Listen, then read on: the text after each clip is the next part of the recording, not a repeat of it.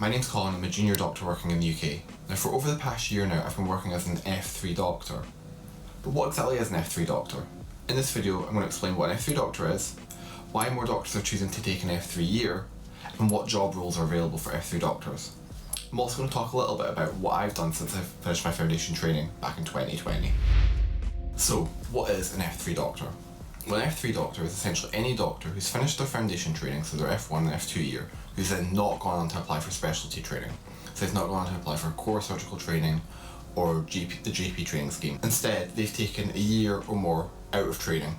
Now, essentially, back in 2010, most doctors, over 80% of doctors, would apply for specialty training halfway through their F2 year and would start their specialty training the following August. And those figures can be seen up here. However, the figures from 2019 show that more and more doctors are choosing to take time out of training, and roughly 2/3 of doctors will finish their foundation training programme and not go straight into specialty training. So these doctors then become responsible for their own education, their own training, and their own employment during this time out of the specialty training programs, and they're essentially not moving up the ladder. So you do your F1 year, your F2 year, you move on to specialty training, working as a registrar or as a GP registrar, and then onto as a consultant or a GP. These doctors aren't doing that, they're just staying at the same level. So the question then is, these doctors are just remaining at the same level, why are more and more doctors choosing to take an F3 year?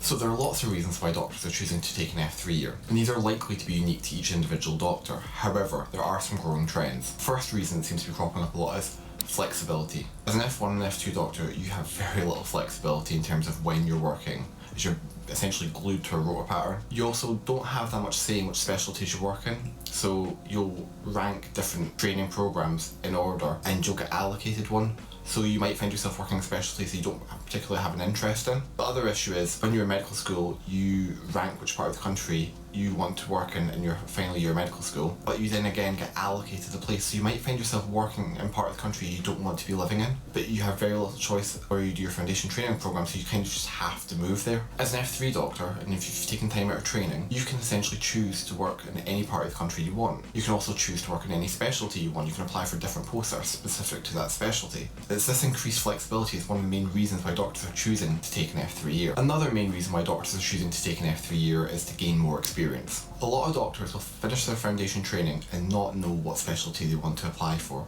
Instead, what they might do is take a year out and work in different specialties to gain more experience and decide what they like. And this time out of training gives you the opportunity to work in, say you're interested in 2 specialties and you don't quite know which one you want to go for, you can work in both of them and decide which one you prefer more. It also gives you the opportunity to gain experience in these specialties, and this experience will help you when you then apply for specialty training. Because you're working in the same department, you get the opportunity to do things such as quality improvement projects or audits, or even aim for some publications in that department. Whereas as a foundation doctor, because you rotate through every 4 months, you're only there for a limited period of time. Whereas an F3 doctor, you can stay in the same department for a year if you find a job role that is allocated for that time. This also helps you build up your CV, so if you get more experience in one department and you want to apply for that specialty in the future, like I said, you gain more experience, you can do quality improvement projects and all these sort of things, and sort of helps build up your CV towards that specialty. The third reason for taking an F3 year is education. So a lot of specialty training programs will expect you to have been on so many courses before you apply,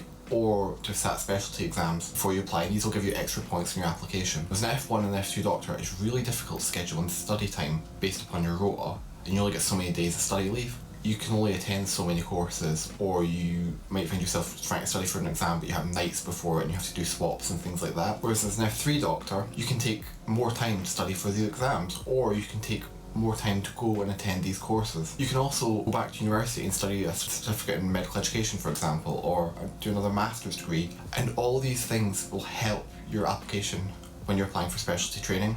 And these extra courses and exams will help show that you're committed to that specialty that you're applying for as well. The fourth reason is money. Now, as an F1 doctor, you're earning between £13 and £14 an hour, and I've got a video up here which goes into detail about how much a brand new doctor earns. However, if you choose to take an F3 year, especially if you're locuming, you can earn significantly more than that.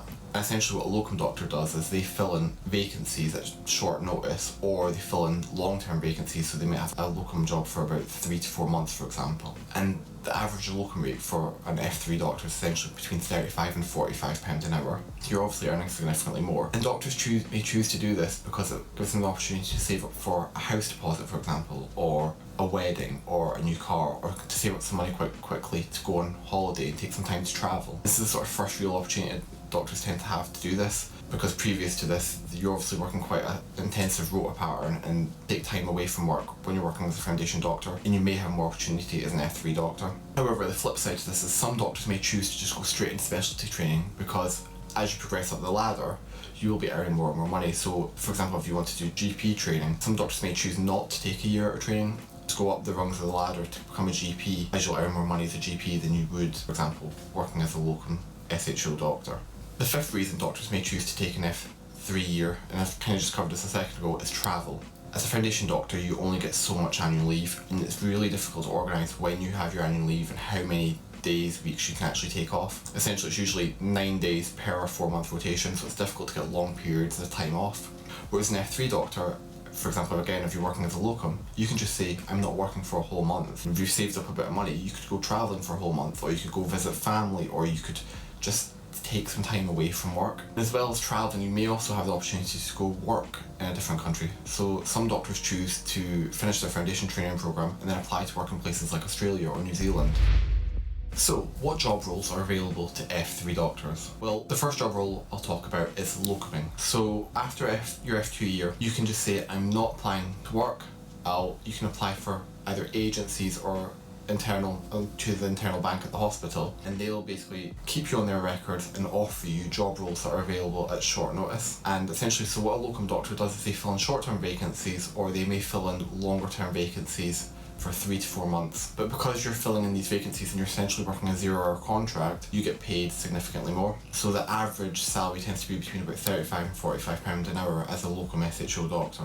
This also gives you the opportunity to work in specialties that you want to work in. So you could say that I only want to work in acute medicine, for example, or I only want to work in general surgery. Your agency will offer you shifts that are available in this specialty. One of the issues working as a locum is you may have to travel a bit further to find the jobs that are available that you want to do. What typically happens is you give the locum agency an area that you are willing to work in, an area you're willing to travel to, so it may be 30 miles from where you live, and any hospitals in that area, and they'll offer you jobs based in these different hospitals. As kind of mentioned a second ago, but there's 2 types of locums. You have internal locums, and basically internal locums are locums who are registered internal bank within a hospital, and the internal locums tend to be offered shifts first. And typically you register as an internal locum in the hospital, so you've worked in before. So say you did your F1 and F2 year in this hospital, you might register to work as an internal locum, so you'll be offered the shifts first. However, you can't really negotiate the pay as an internal locum, and it tends to be at a fixed rate. But the good thing about this is if you worked in the hospital before, you already have login details, you already know how the computer systems work, you already know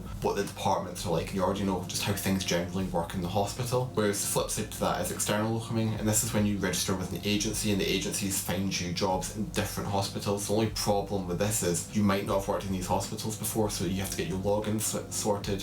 When you get there, it can be a bit more difficult because you don't know how the computer systems work, or where things are, or just how to request a scan, for example, or where the blood bottles are kept, and all these little things, but they just take a bit more time if you're not familiar with the place. However, as an external locum, you do have the opportunity to negotiate your pay a bit more. So you might say, oh, because it's a night shift, I'll work a slightly higher rate of pay because I'm doing a night shift, or because I have to travel. You get a bit more negotiation as an external locum. So many job vacancies available, especially at the minute with the pandemic, that it's very difficult not to find work.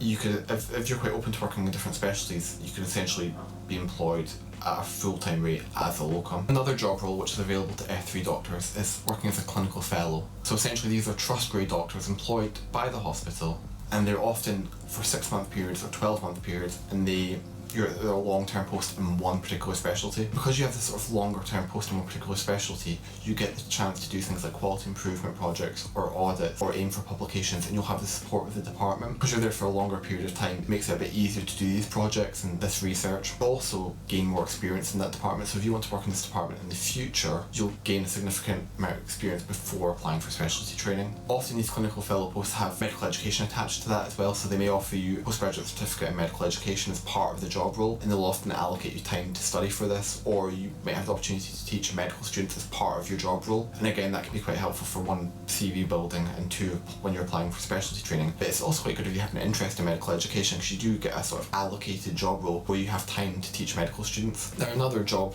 role that's available to F3 doctors, and I've mentioned this before as part of the sort of travelling part, is you can go work abroad. So a lot of doctors finish their F1 and F2 year and then decide they want to go work in Australia or New Zealand or other countries. To be perfectly honest, I've not done this and I don't know too much about it, but from my understanding is you have to prepare quite early for this, and these job roles involve quite a lot of admin tasks and obviously things like visas and things that you'll need to sort out. But a lot of doctors do really enjoy moving abroad and working in a different country, and some may stay for a couple of years, and some may even then go on to apply for specialty training in these other countries. The final role available, well, it's not really a role, but the final option available to F3 doctors is to take some time away from medicine. Burnout's on the rise essentially in junior doctors, and it's not that surprising given the pandemic and the intensity of your F1 and F2 year, and a lot of doctors just may want to take some time away from medicine altogether. That could be to work in a completely different job, or that could be just to recharge your batteries, or that could be to go travelling. There's many different reasons why doctors will choose to take some time away from medicine, but it does give people a chance to sort of refresh and recharge. And then some doctors will come back and apply for specialty training, or some people may want to choose to do something completely different to medicine altogether. But after your foundation training, it does give you that sort of option, as a sort of natural break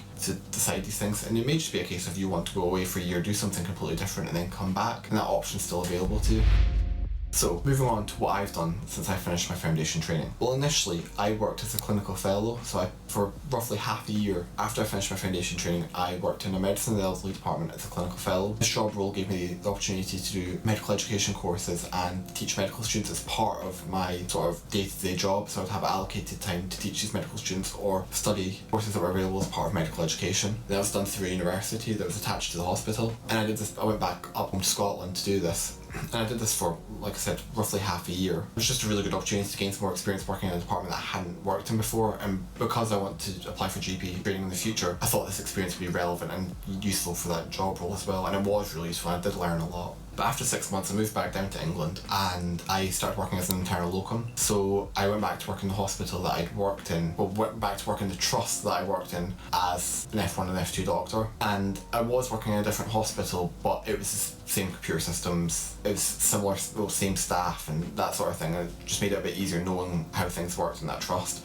when working as a locum. So I was very fortunate in that there was a long-term locum post available on a Monday and Tuesday in elective orthopaedics. So I'm not involved in the sort of operation side of it, so I'm not assisting in theatre or anything like that. What I do is I see the patients once they've had their operation and it's part of their sort of post-op recovery period. So I do a daily ward round, see the patients who've stayed in overnight, who've had the procedures a day or two ago, and just make sure everything's okay from that standpoint and manage any sort of complications they have, whether that's a blood clot to the leg or any infections and things like that. I do that on a Monday and Tuesday, but then because I've got the rest of the week not sort of allocated, I've been picking up different shifts in different departments. Usually departments I've worked in as an F2 doctor, so I've worked as part of the on-call SHO rota for paediatrics for a little while when they had a locum post available for a couple of months, and I've done a couple of months in trauma and orthopaedics on 2 separate occasions. So I've done probably works out as about 8 months in trauma and orthopaedics as part of their on-call rota as well, while still doing these Monday and Tuesday shifts. I've also done a few shifts in general medicine as well, just depending on what shifts are available. So I've had quite a varied experience as an internal locum since I finished my foundation training. But alongside that, this year I've started doing a course in health professions education, so essentially medical education, and that's a master's degree. So essentially I'm doing that full time whilst doing my 2 locum shifts on a Monday and Tuesday, and then picking up some other shifts here and there when they're available. It was this clinical fellow job back at the beginning that sort of spiked my interest in medical education, and after speaking to one of the senior clinical teaching fellows, sort of decided I basically wanted to apply for a master's degree and just do a whole year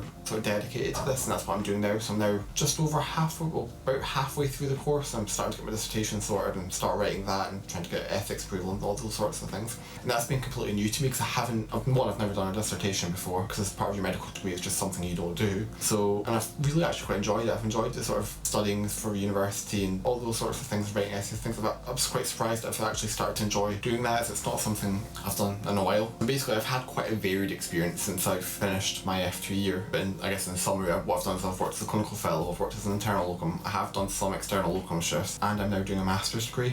And I eventually will apply for the GP specialty training program. That's my sort of overall long-term plan. Please give this video a like and subscribe to the channel if you've enjoyed this video, or leave a comment down below.